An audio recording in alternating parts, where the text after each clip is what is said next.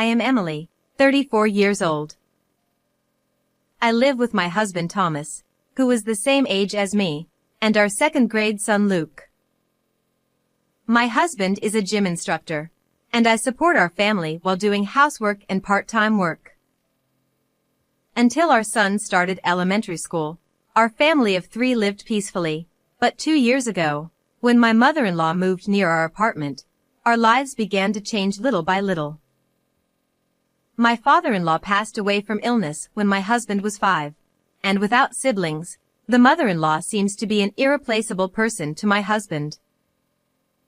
Although he seems unaware of it, I think he is a mama's boy. According to my husband, the mother-in-law was mentally unwell after his father's death and couldn't do housework or raise children properly. Thus, my husband lived with his aunt from the age of 5 until he entered middle school for about 8 years. Because of this debt, the mother-in-law is excessively sweet to him, and even now, as a grown adult, she still wants to take care of him. Understanding their situation of raising a child alone, I thought it was somewhat understandable, so I overlooked the mother-in-law's behavior. However, since the mother-in-law moved nearby, her abnormal behavior became increasingly noticeable.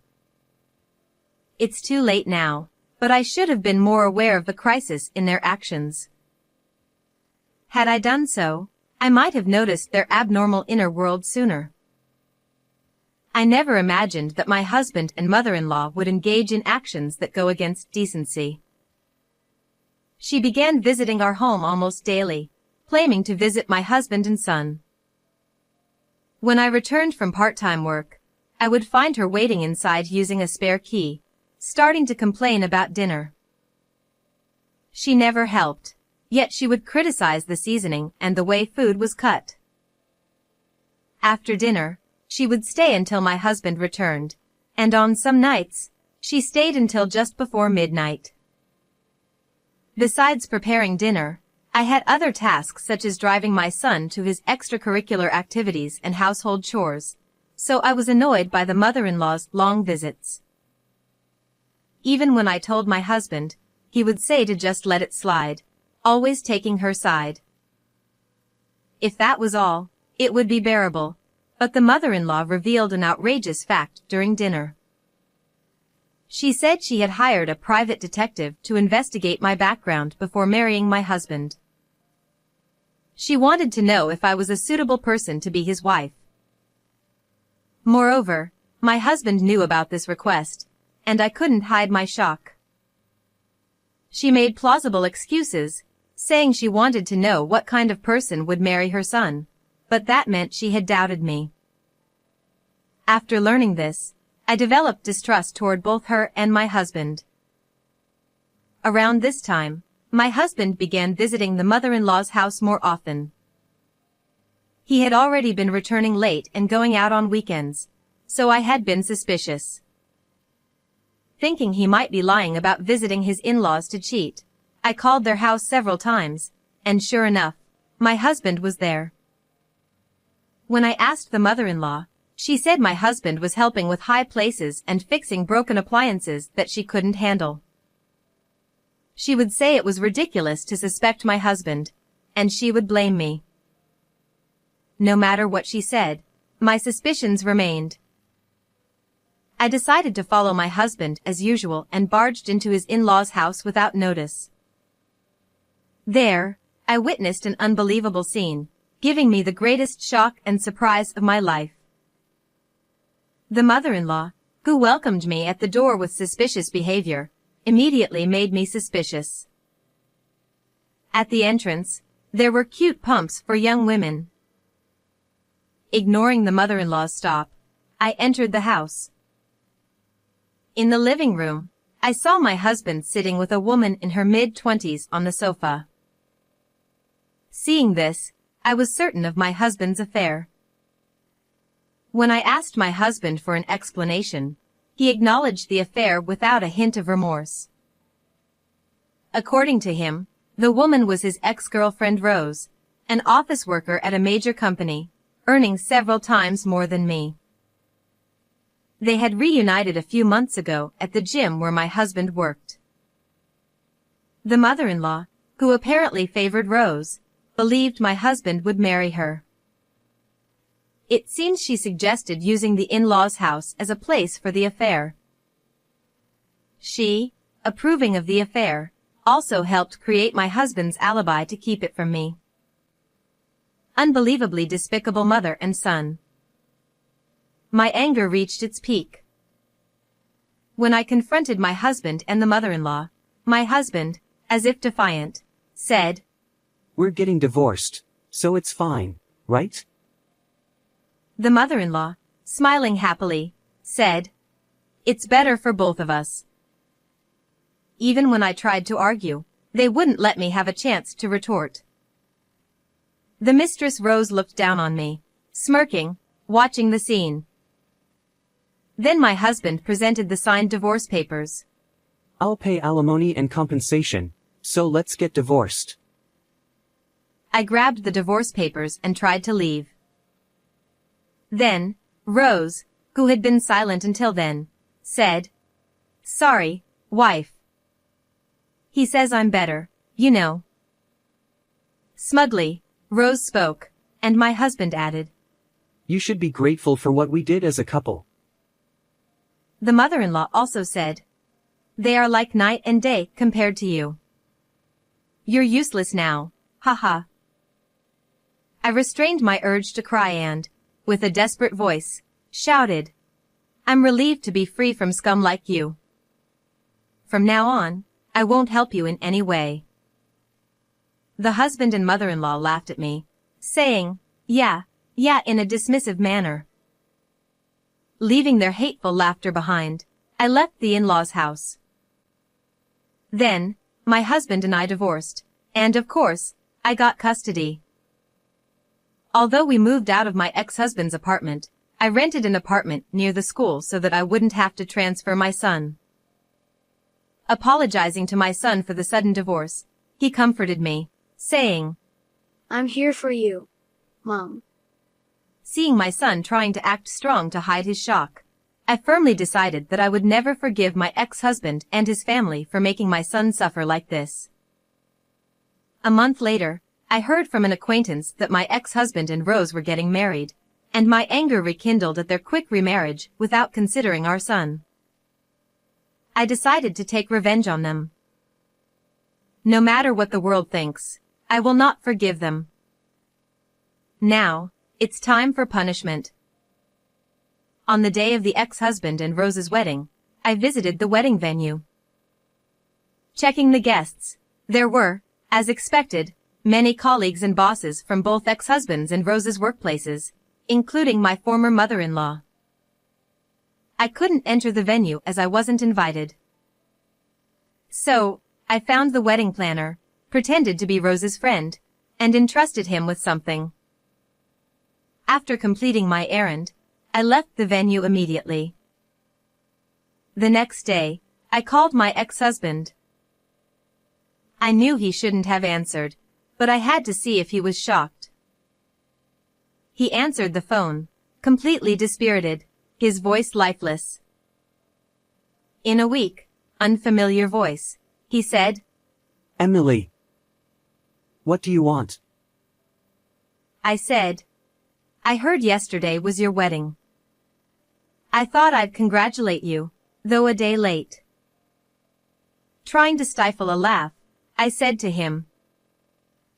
After a while of silence, he replied, "I broke off the engagement with Rose," in a trembling voice, and began to recount what happened yesterday.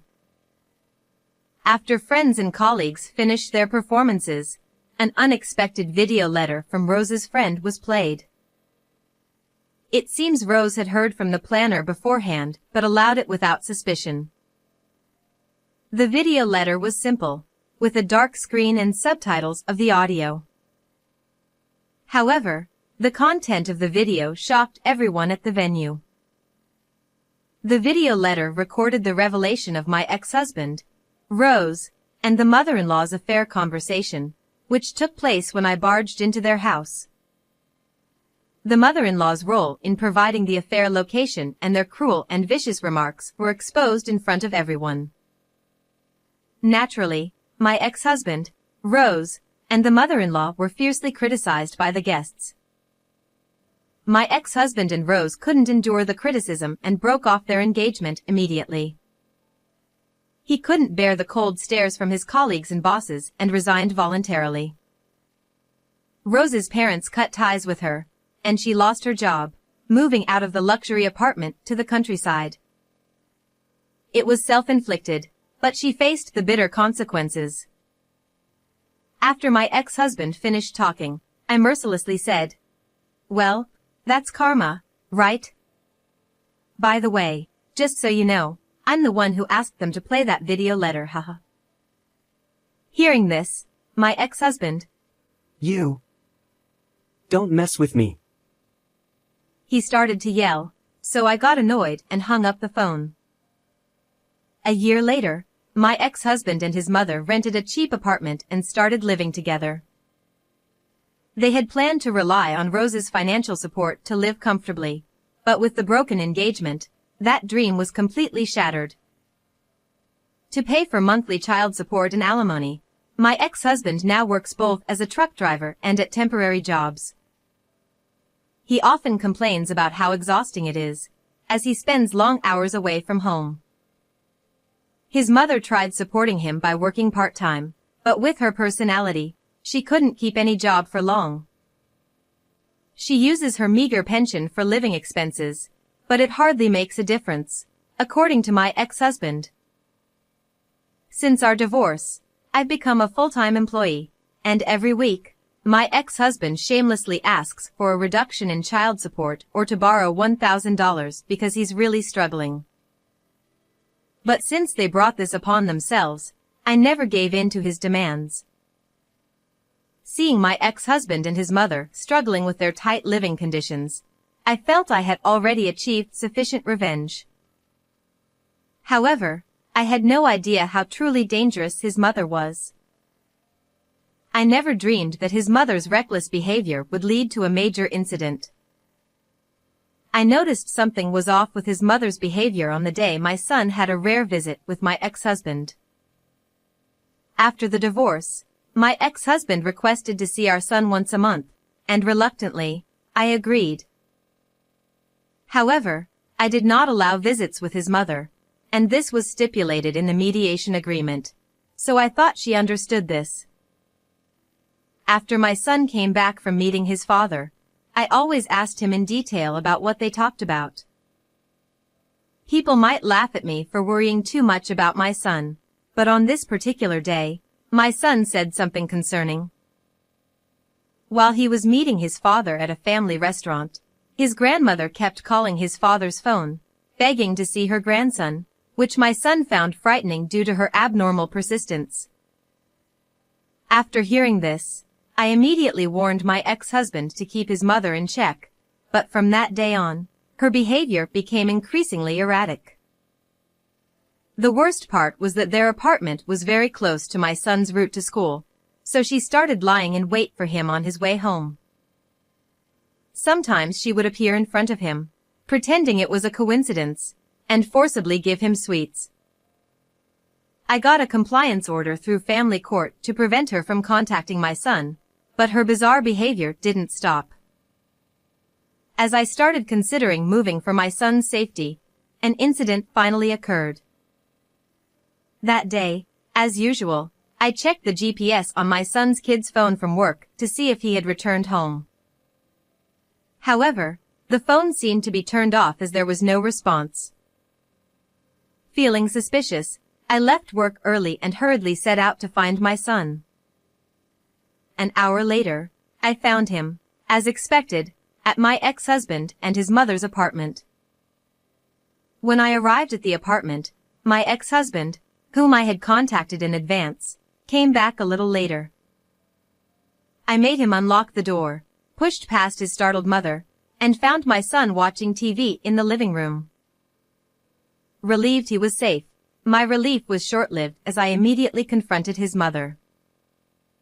She admitted to forcibly taking my son home from school and turning off his kid's phone to prevent me from tracking him. His mother. What's the big deal? She nonchalantly explained that she went to see my son because she felt lonely with her son being away so often for work. Angered by her lack of remorse, I shouted, "What you did is kidnapping," and called the police right there. This alarmed her. "How could you do this? You've taken everything from us, and now you want to get me arrested too? You heartless person." She had the audacity to get angry at me. Reaching my limit with her self-pity, I said, "Isn't this just karma? And you're the heartless one here." Driven by anger, I continued. Seeing her frown in confusion, I decided to expose her hidden past to my ex-husband. "I heard this from your sister," I began. According to the sister who raised my ex-husband for 8 years, the story about his mother losing her mind after his father died was a lie to protect my ex-husband. In reality, she was a terrible woman. She had a habit of cheating since they first got married, even while her husband was hospitalized. After her husband passed away, she became completely reckless, indulging in affairs and neglecting housework and childcare. Seeing this, her sister decided to take in my ex-husband while keeping the truth hidden. By the time my ex-husband was in junior high, she had calmed down with her affairs, and they started living together again.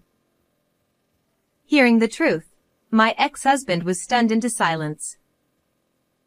His mother. That's not true. This must be a made-up story. She desperately tried to explain. You had a detective investigate me thoroughly before our marriage, yet you're the one with a shady past. I was shocked. I said with a laugh. My words seemed to hit her hard, as she collapsed on the spot, while my ex-husband looked down at her with disgust.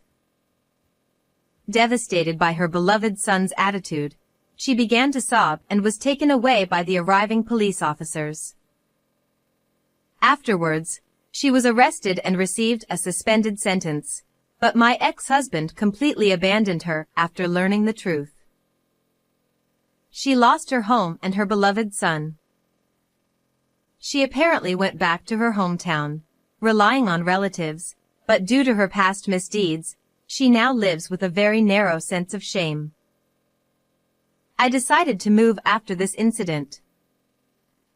My son also expressed a desire to avoid any involvement with his father's family, so I plan to petition the family court to refuse further visitation.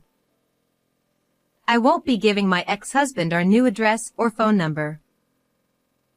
From now on, I plan to cut off all ties and start a new life with my son.